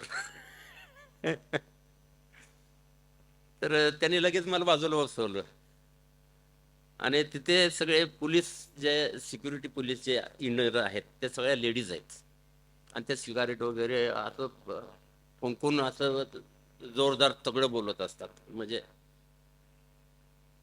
Sir sit down. माझ्याबरोबर अजून काय लोक होते ना. तर त्या यू ऑफ मला घ्यायला तिकडे येणार होता. तर ह्याने काय सांगितलं त्या पोलिसांनी की यू ऑफला घेऊन या. मग जे पोलिसांचा दरवाजा असतो त्या दरवाजाने आम्ही बाहेर पडलो यू ऑफला शोधायला. तर यू ऑफ कुठे दिसेना. तर त्या बाई म्हणाल्या की चला आता तुला परत पाठवायला लागेल. आणि मग आम्ही ज्या रस्त्याने बाहेर जातात लोक त्या रस्त्याने आम्ही आत चाललो. तर यू ऑफ तिथे असं केस सोडून असा बघत होता तिकडे असा. मी म्हटलं ओ यू ऑफ असं म्हटलं, ओ गुरुजी यू आर हिअर असं करून तो माझ्या अंगावर आला. ती जी पोलीस बाई होती ती घाबरून पळाली बाजूला. कारण तो जो विक्षिप्त कामान आलो तर तो आला होता, तो ब्लाऊज छोटा एवढा, एवढी चड्डी, बारीक गॉगल आणि केसाचा असा पसारा. तर ती बाई म्हणालेली नाही, म्हणालेली तू आताच चल. हात घेऊन गेली. याला सांगितलं तू त्या ठिकाणावरून हात ये आणि आमच्या ऑफिसरना भेट. मग तो ऑफिसरकडे आला. मग मला बोलवलं, मला असं समोर बसवलं आणि ते दोघेजण हे बोलायला लागले हिब्रूत. बोलून बाहेर जाताना तो मला, guruji don't worry they are stupids, I am bringing lawyer, I will see them असं म्हणून गेला. पण त्यात मानवतेचा अंश कुठे आहे. तो गेला आणि थोड्या वेळाने एका हवलदारने मला सँडविच आणि कोक आणून दिला. तुझ्या गेस्टनी दिले, होस्टनी दिले. मग त्याच्या हे लक्षात आलं की आता इथं 2-4 तास 6 तास इथे राहिला तर याला खायला प्यायला लागेल. म्हणजे हे त्याच्यात ती भावना होती. खूप छान. माझ्या मते त्याच्यानंतर तुमचा 1995ला युरोप दौरा झाला. युरोप दौरा झाला. तेव्हा अंजू पण बरोबर होती तेव्हा हो. युरोप दौरा. आणि अभयचे पण. आ. मला आठवते त्याच सुमारास आपण हौसध्वनी म्युझिक सर्कल म्हणून ठाण्याला सुरुवात केलेलं. ते 77, 76, 77. 77-78ची गोष्ट असेल. थोडं पुढे मागे ओढ स्वाभाविक आहे. प्रभा अत्रेंचा एक मला किस्सा सांगतो मी. त्या हौसध्वनी म्हटलं की तो प्रभा अत्रेंचा एक किस्सा आठवतो. आम्ही त्यावेळेला शुभकृती हॉल जो आम्हाला रवी पेन्शनमध्ये मोफत मिळायचा, तिथे तो आम्ही नेहमी कार्यक्रम करायचो. प्रभा अत्रेंना आम्ही बोलावलं. तिकीट आम्ही त्यावेळेला ₹5 लावलं तर लोक यायचे तिकीट विक्रीच्या इथे आमच्या काउंटरला. आणि प्रभाते वा छान छान, बऱ्याच वर्षात बऱ्याच महिन्यात ऐकलेलं नाही, ठाण्यात बहुतेक पहिला दुसऱ्यात कार्यक्रम असेल. तिकीट किती आहे? ₹5. ₹5? बाप रे, नको नको, घरी जाऊन कॅसेट ऐकू. आमची तिकीट विक्री एकदम कमी झाली. बाकी ओव्हरहेड्स सगळे पाहू जाता, आम्ही पदरमोड जी केलेली ती पाहू जाता. प्रभा अत्रेंचे पैसे आम्ही जे त्यांना आम्ही कबूल केले ते देऊ शकलो नाहीत. अंजूचे वडील आमच्या कामाला आले, त्यांच्या घरी आम्ही मॅडमला उतरवलेलं. आम्ही जेवढे पैसे जमले तेवढे अंजूच्याच वडिलांनी त्यांना पुढे केले की मुलाने कार्यक्रम ठरवलाय पण एवढे पैसे जमलेले नाहीत, तर एवढ्यात हो म्हणा, तुम्हाला वर्ष 6 महिने आम्ही ते पैसे पुरे करू. मला आठवतंय की नशिबाने वर्ष 6 महिने आम्हाला लागले, पण आम्ही प्रभाताई ते सगळे पैसे पूर्ण करू शकलो. असा हंसध्वनीचा एक संगीत ह्याच्यात खूप कार्यक्रम केले आम्ही त्यावेळेला. आणि ठाण्यात त्यावेळेला बहुतेक माझ्या त्या हंसध्वनी पहिलंच म्युझिक सर्कल हो. होतं. नाही, आधी होते हा, आपलं संगीत प्रेमी म्हणून एक जीजी जोशी संगीत प्रेमी मंडळ होतं. भाई गाई तोंड्यांचं एक सर्कल होतं. ठाण्यातलं असं एकमेव होतं की चारुदत्त नायगावकर होता, त्यात शैलेश भागवत होता, अंजली पाटील होती, संजीवनी जोहरी होती, मी होतो, पटेल सर अध्यक्ष होते त्याचे. माझ्या होते. त्याच्यानंतर सगळ्यात महत्वाचं तुमच्या आयुष्यातली घटना म्हणजे म्युझिक अकॅडमी तुम्ही जी चालू केली किंवा वेज म्युझिक दुकान किंवा वेज म्युझिक सर्कल, त्याच्याबद्दल एक थोडंसं.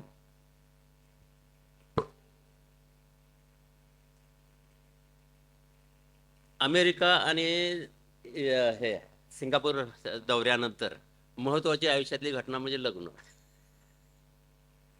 हा, आणि ते म्हणजे माझं धाडस नाहीये, ते तिचं धाडस आहे. माझं काय, मी आहे तसाच होतो. माझ्या ह्याच्यात काहीच फरक पडणार नव्हता. माझ्या मते बहुतेक लग्न झालं तुमचं पान सुटलेलं असं मला वाटतंय. हो. हो, कारण मी तर सरांना पहिलं तिने धाडस केले, हे पहिलं म्हणजे आयुष्यातली एक महत्वाची मोठी घटना होऊन गेली. त्याच्यानंतर आता हे तुमचं दुसरं वेव्ज म्युझिकल, हे दुसरं घटना. वेव्हच्या सुरू करायच्या वेळेला जी माझी शारीरिक परिस्थिती होती ती त्रासदायक होती. मला अस्थम्याचा त्रास त्यावेळेला सुरू झालेला होता. आणि विद्यार्थ्यांचे म्हणजे सगळ्याच विद्यार्थ्यांचे अनुभव लक्षात घेण्यासारखे नसतात, पण काही विद्यार्थ्यांचे अनुभव वगैरे लक्षात घेऊन असं मग वाटायला लागलं की आपण एक स्टेडी इन्कमचं काहीतरी करायला लागेल. आणि मग आता ह्याच्यापेक्षा स्टेडी इन्कम काय कुठलं होईल, तर कारण शिक्षण नाही, बाकी काहीच करता येणार नाही, तर मार्केटिंग मधलंच काय करता आलं तर करता येईल. म्हणून दुकान ही कल्पना घेतली आणि त्याच्याबरोबर क्लास ही कल्पना लावली. ह्याच्यात मोठा अनुभव कुठला होता माझा, वाद्य कुठे बनतात हे मला माहिती होतं, वाद्य हँडल कशी करायची ते मला माहिती होतं, आणि कष्टाची तयारी होती. कष्टाची तयारी खूप महत्वाची आहे, कारण कष्ट म्हणजे फक्त शारीरिक नाही, मानसिक पण असतात, जबरदस्त असतात. मी कलकत्त्याहून वाद्य घेऊन यायचो जनरल बोगीतनं. त्रासदायक त्यात काय असायचं, कलकत्त्यातलं माल आणणं हा खूप विचित्र अनुभव असतो. म्हणजे तिथले पोलीस सुद्धा कसे होते त्यावेळेला. समजा मी टॅक्सीने निघालो लाल बाजारमधून वाद्य घेऊन आणि चौकातनं गाडी पुढे जाणार आहे, चौकातला पोलीस हात दाखवत असं उभा राहायचा, तो बघायचा गाडीत सामान आहे, पटकन सगळं बंद करायचं आणि येऊन टॅक्सीत बसायचा. आणि तो ड्रायव्हरला म्हणायचं पोलीस स्टेशन लेके चलो. तर का, तर चेकिंग करायचं, नाहीतर पैसे दे ₹200. ते द्यायचं. तिथून पुढे निघायचं.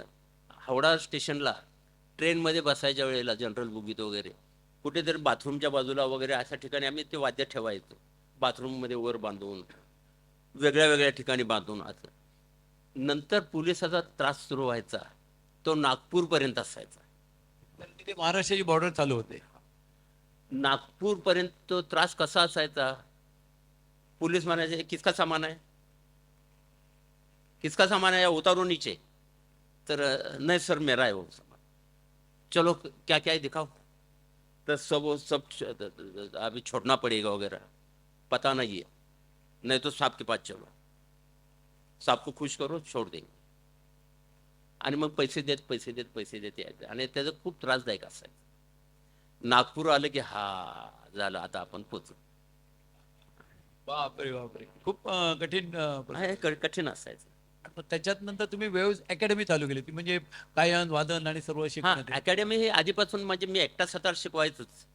मी अकॅडमीचं रूप होतच आणि शिकवायचा अनुभव होताच. आणि शिकवायला खूप अनुभव लागत नाही, इच्छा असायला लागते. कोणाची इच्छा झाली की चला शिकूया, शिकणार आला की झालं सुरू. तर ते शिष्यातले पण अनुभव अनेक आहेत, चित्रविचित्र अनुभव आहेत, मला त्यातले काही माहिती आहेत. परंतु आता हो. घड्याळ पाहू जाता आणि लोकांचं हे, एकंदरीत उत्साह आणि हे पाहू जाता. तुम्ही थोडा वेळ वाजवणार का? नाही राहू दे. कारण तार तुटली एक ती लावायला लागेल, शेवटी तुटले ना. बरोबर. एक पार्किन्सन्सचा थोडासा तुम्हाला मध्यंतरी त्रास झाला, तर मी असं विचारू शकतो की आत्ता वाजवताना कोणालाही जाणवलं नसेल, मध्यंतरी अशी परिस्थिती होती की पाटील सर आणि सतार हे जसं नातं होतं तसं ते नातं तुटलेलं, कारण पार्किन्सन्समुळे सर वाजवू शकत नव्हते. पण मला आठवते की फक्त आणि फक्त सरांचं त्याग, निष्ठा आणि त्यांनी मानसिक जी तयारी दाखवली त्याच्यात एकदा जोरदार टाळ्या होऊन होते. कारण आजच्या तारखेला नाहीतर ते आपल्या समोर उभेच राहू शकले नसते आणि आज सतार जो आपण आनंद घेतला तो घेऊच शकला नसता. एक त्याच्याबद्दल थोडक्यात. 7-8 वर्षापूर्वी ते जाणवा लागलं मला. मग मी इथल्या काही डॉक्टर्सना दाखवलं, म्हणजे आपले क्रिटिकेअर, अजय सिंग आणि हे खाडीलकर, बॉम्बे हॉस्पिटल. तर ह्यांनी सांगितलं पार्किन्सनची सुरुवात आहे, ह्या तिघांनी पण सांगितलं. आणि डॉक्टर खाडीलकर म्हणाले मी तुम्हाला गोळ्या लिहून देतो, त्या गोळ्यात 50% लोकांना बरं वाटतं, 50% लोकांना वाटत नाही. मग मला असं वाटलं की आपण त्या दुसऱ्या 50% आहे बरं न वाटणाऱ्या ठिकाणी. आणि मग मी दुसरे वैद्य म्हणून वैद्य डॉक्टरांच्याकडे गेलो. वैद्य म्हणजे आयुर्वेदिक. तर ते म्हणाले की पार्किन्सन वगैरे हे सगळी इंग्लिश नावं झाली, आमच्या हिशोबाने हे कंपवात आहे, हा वाताचा प्रकार आहे, हा जाऊ शकत नाही, रिव्हर्स होणार नाही, पण ह्याचा स्पीड कमी करता येईल. पण त्याच्यासाठी तुम्हाला मी सांगेन ते खूप फॉलो करावं लागेल. तर त्या फॉलोत म्हणाले सगळ्यात महत्त्वाची गोष्ट, जे तुमचं रेग्युलर रुटीन आहे ते बदलावं लागेल. रात्रीचं जागरण अजिबात बंद, खाणं पिणं लक्ष देऊन करा, आणि रोज एक्सरसाइज 1 तास तरी करायचा. मी सांगेन तो एक्सरसाइज. तर सुरुवातीला मला वाटलं काय फरक पडणार नाही, पण 3 महिन्यांनी मला असं जाणवायला लागलं अरे नाही फरक पडायला लागला. मग त्याने 1 तास जो मला सांगितलं होता एक्सरसाइज तो मी 1.5 तास केला. आणि त्याने जे मला पथ्य सांगितली होती त्या पथ्यात मी स्वतः काय अनुभव घेतले आणि ते अजून पथ्य कडक केलं. आणि झोपायचं 10ला म्हणजे 10 झोपायचंच, आणि सकाळी 5:30-6ला उठायचं, मी 5:30-6ला उठायचं. ते 4-5 महिन्यात मला फरक पडला, मला सतार वाजवता यायला, आणि मग माझा कॉन्फिडन्स आणखीन वाढला. आणि मग मी ते जे 1.5 तासाचा एक्सरसाइज होता तो दिवसभरात 2.5 तासाचा केला. आणि त्या ह्या सगळ्या एक्सरसाइजचा परिणाम काय झाला, जो मला अस्थम्याचा त्रास होता तोही गेला. एक्सरसाइज म्हणजे ते पार्किन्सन हे इष्टापत्ती झाली मला. म्हणजे जर पार्किन्सन झाला नसता तर मी व्यायाम केला नसता आणि मग दमे करीत राहिलो असतो. पण तो अडीच तासाचा माझी जो मेहनत आहे दिवसभरात, म्हणजे संध्याकाळी 1 तास करतो आणि सकाळी 1.5 तास करतो. आणि खाण्यापिण्याची सगळी पथ्य, आणि ह्याने मला खूप खूप फरक पडलेला आहे, जाणवत नाही. आणि मला कॉन्फिडन्स खूप वाढलेला आहे, एनर्जी पण खूप वाढलेली आहे, सहनशक्ती खूप वाढलेली आहे. म्हणजे आजही तुमचा हा जो सतारीचा जो रियाज आहे त्याचबरोबर हाही रियाज तुमचा आजही चालू आहे. हो. वा, सकाळची वेळ नाही होते बहुतेक सर खूपदा फोन उचलत नाहीत. मला खूप आनंद होतो फोन नाही उचलला म्हणजे सर सतार वाजवत आहे. आपल्याला माणूस फोन नाही उचलत नाही त्याची अनेक कारणं असतात, पण सरांनी फोन नाही उचलले की मला खूप आनंद होतो की सर सतार वाजवत आहेत, पार्किंगचा काही इश्यू नाही आहे आणि चलो अब मजा आहे. माझ्या हिशोबाप्रमाणे 9 वाजलेले आहेत. थँक्यू मला वैद्य साहेब, मला बोलवल्याबद्दल, आपण सगळे आल्याबद्दल थँक्स. मी कार्यक्रम आणि- जाहीर करतो. धन्यवाद. ठाण्यात येऊन माझं आयुष्य उभा राहिलेलं आहे. आणि म्हणजे माझ्या दृष्टीने मला माहीत नाही, पण लोकांच्या दृष्टीने लोक म्हणतात सक्सेसफुल आयुष्य आहे तुझं, तर मग असेल. हां. आणि चांगलं आयुष्य गेलेलं आहे. खरं माझ्यापेक्षा जास्त कौतुक आमचेच व्हायला पाहिजे, कारण माझ्या आयुष्यात फरक पडणारच नव्हता. मी मी जसा आलो होतो तसाच राहणार होतो. पण ती जेव्हा उडी मारली तेव्हा तिला माहिती नव्हतं काय होतंय आपलं. हा, म्हणजे म्हणून आजूसाठी टाळ्या.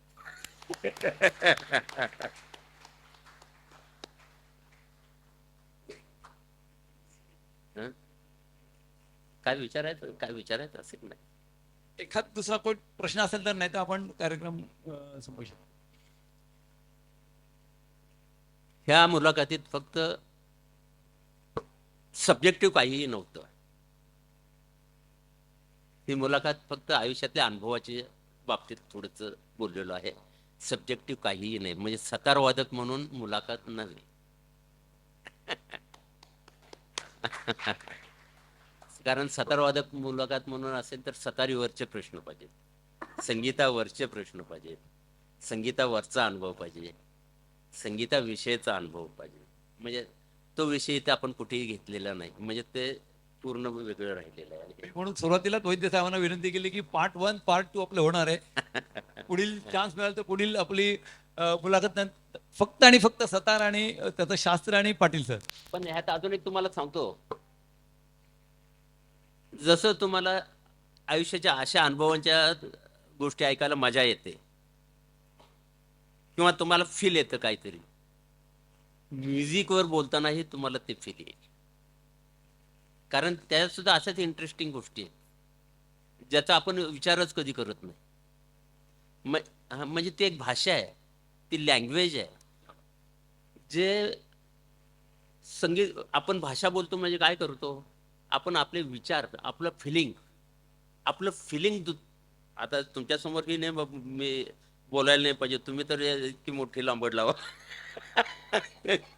सॉरी. हां. तर आपलं फिलिंग दुसऱ्याला आपण जाणीव करून देतो, आपली फिलिंग जाणीव करून देतो.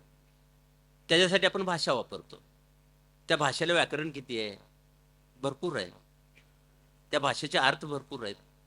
तसंच तुम्ही जर हे समजून घेतलात, संगीत खरोखर शास्त्रीय संगीत जर समजून घेतलात, तर तुम्हाला ते भाषेचं फिलिंग येईल सगळं. म्हणजे जसं बबन घर बघ असं जर कोण म्हणालं तर काय झालं, व्यक्ती, वस्तू आणि क्रिया, ह्या 3 गोष्टी सांगितलेल्या आहेत. तशा म्युझिकमध्ये पण आहेत. तसं जर तुम्ही शिकलात, तसं जर तुम्ही त्याचा विचार केलात, तर तुम्हाला त्या गोष्टी लक्षात यायला सुरुवात होतील. अरे बबन घर बघ हे इथे असं आहे, आणि आपण छगन घर बघ असंही म्हणू शकतो, छगन मोटर बघ असंही म्हणू शकतो. आणि मग लक्षात येतं अरे आपण पण करू शकतो. धन्यवाद.